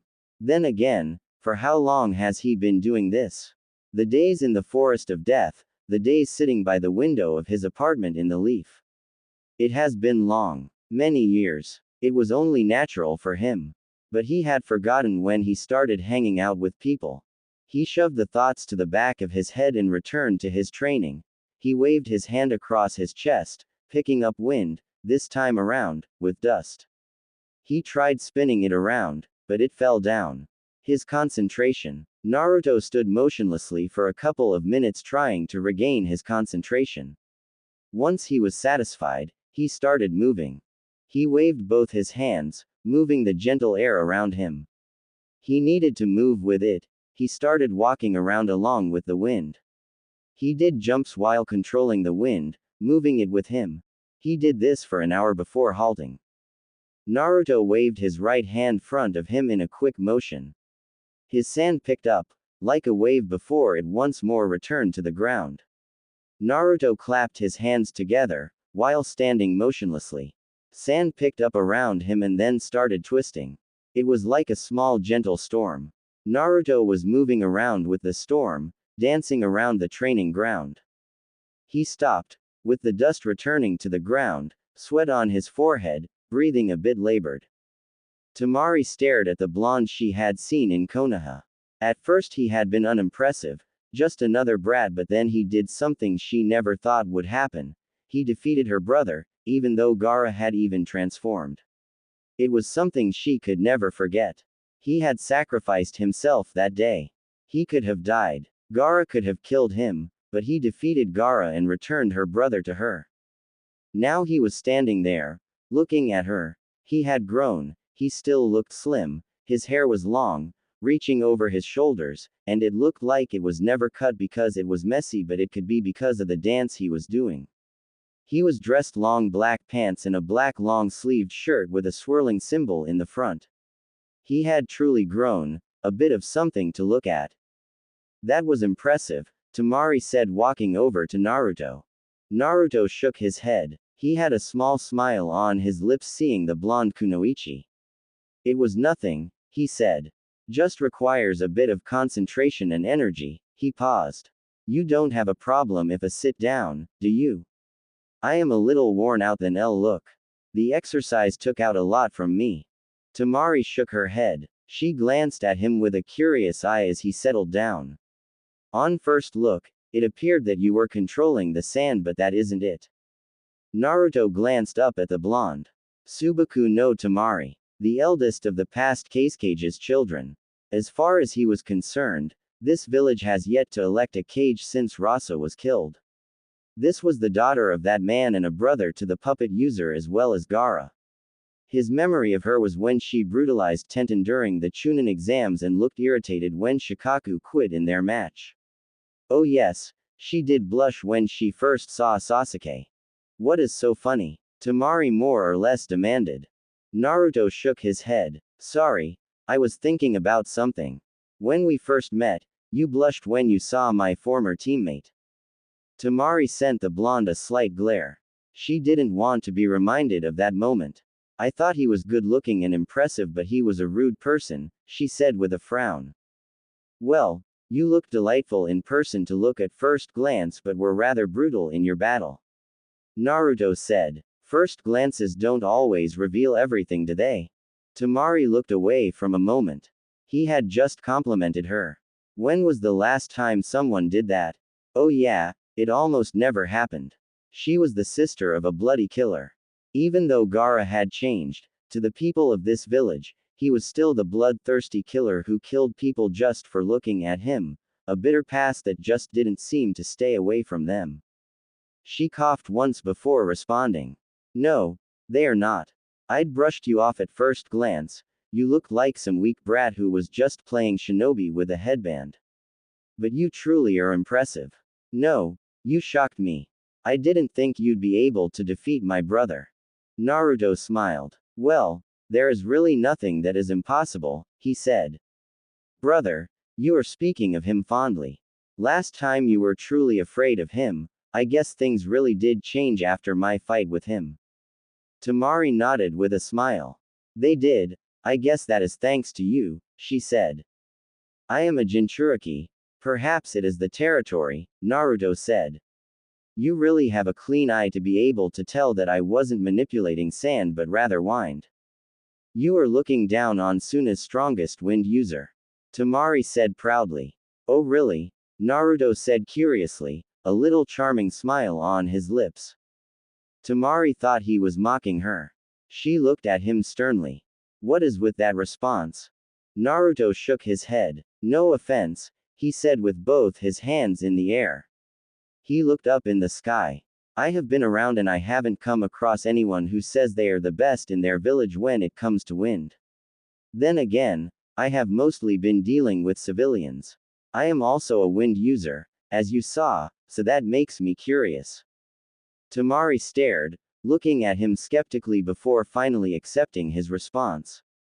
Any reason you didn't to see us when we were expecting you? This is my first time in this village. Tamari stared, unimpressed by Naruto's response.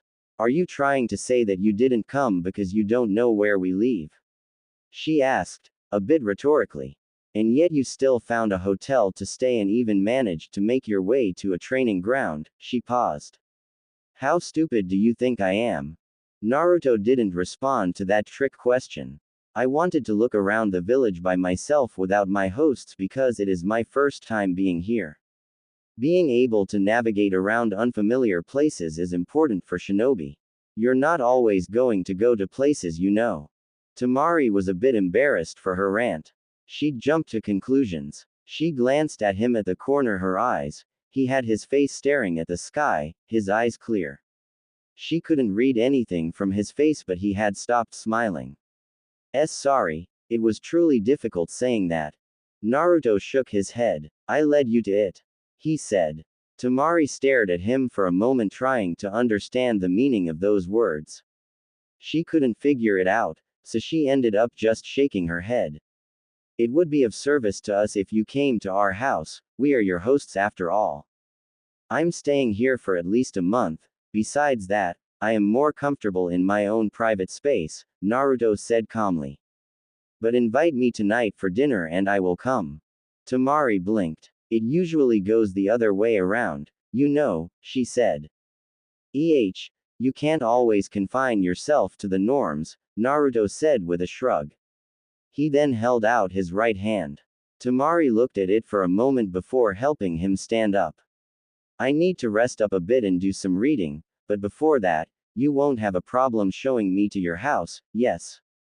He paused. Oh, you still haven't said you are inviting me. Tamari smiled. He was certainly a bit weird. Then again, she didn't deal with people she casually talked to like this. You are invited, she said. Come on, she said and started walking away. Naruto walked by her side silently. He only spoke when they arrived at the streets of the village where people could see them. He noticed the reaction of the male population and glanced at Tamari, who was walking normally as if nothing was wrong.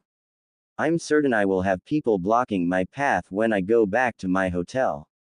Tamari glanced at him for a moment before responding. Why? How often do you walk with a young man around here, Tamari? Tamari was caught off guard by the question. It took some time for her to stutter a response. Why are you asking that? Oh, Naruto smiled. Well, that reaction is a bit interesting. I'm guessing you don't do that. Surprised? I am truly surprised. I mean, you are a beautiful woman. I thought both lustful and mad in love boys would be throwing themselves at you. Tamari frowned. They can't do that. They are afraid. She paused, shaking her head. They are afraid of my brother. She didn't explain why. And thank you. For. Naruto knew why. He just wanted her to say it. She was a tough person but yet still innocent. And he was used to dealing with the perverts that Jiraiya surrounded himself with. Not only that, but in the bars he visited, he saw some crazy things. Alcohol was a mad demon. Tamari sent Naruto a look. Naruto laughed, raising his hands. Forgive me for that, he said. I just thought it would be adorable if you said it yourself, he said. But there is no need to thank me. I am not giving you a favor by complimenting you. You just need to smile and appreciate it because that is the truth. He put on a thoughtful look for a moment before speaking again. Well, I can't think Gaara would compliment you and your other brother. Naruto shook his head. What of my other brother? Naruto shook his head. Nothing, he said. He didn't step into Temari's house. He just looked and then turned around to leave. Tamari offered to walk him to his hotel, but he shook his head. It was a gentleman's duty to walk a lady home. Her reaction had been a bit amusing once more. Later night. While there was no emotion in his face, Gaara was a little happy knowing that Naruto was going to come.